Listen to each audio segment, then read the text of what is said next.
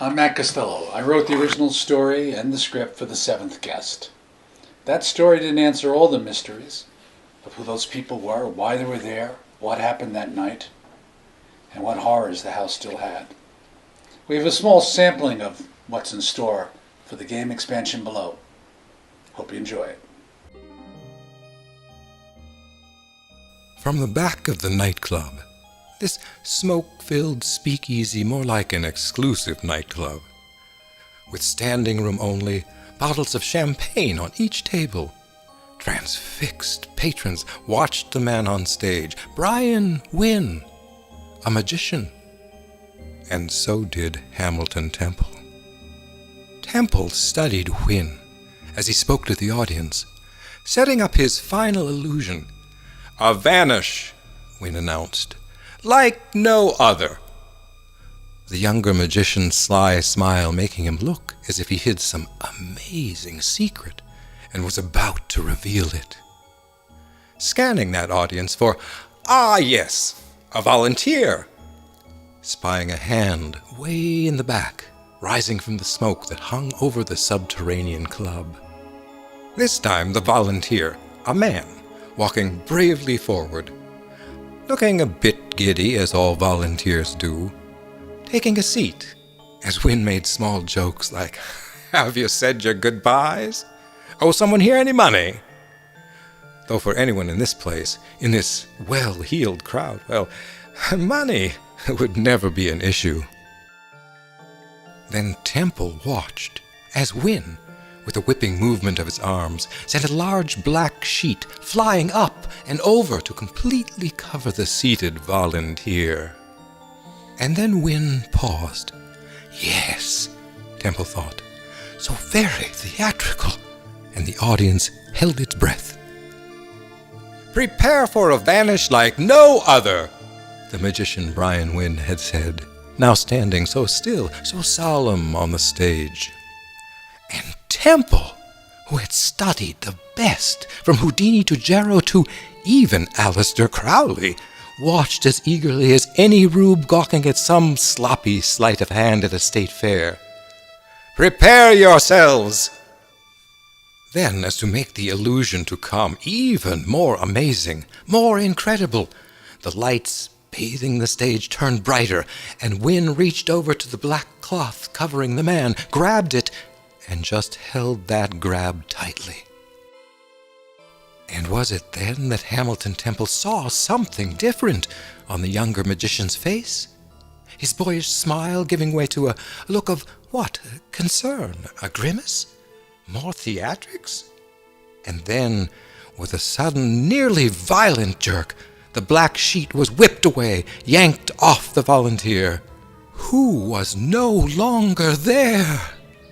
The chair empty, and Brian Wynn, having pulled off this incredible vanish, let the cloth fall from his fingers. And again that look on his face, as if almost disappointed that the man was gone.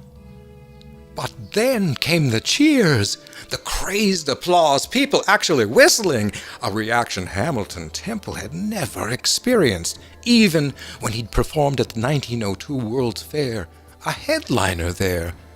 But for Temple, never a reaction like this. And when the club emptied out, the crowd excited by both the illegal drinking and the amazing magic, Temple remained, sitting at a table until he felt he could get up, make his way backstage to this other magician. Hamilton Temple rushed into the magician's dressing room, and there was this odd moment. He should be startled, Temple thought. Instead, Brian Wynn kept dabbing at his face, perhaps removing makeup. So calm, Temple thought. It was as if he was waiting. That was something, Temple said again. Wynn did not turn to him. Instead, he just sat there, placed his hands on the dressing room table in front of him. "You've seen it all before," Wynn said slowly, only now turning. "Because I have seen you, the once great Hamilton Temple, in the audience, watching, wondering." "Once? How dare—" Temple started, but then he stopped himself. I must know how it is done, how you perform that vanish in the bright lights. No hidden curtain in the back, no possible escape doors below or behind. You must tell me. Must. And then Temple saw that same strange smile again as Wynne stood up. You want to know how to perform that vanish?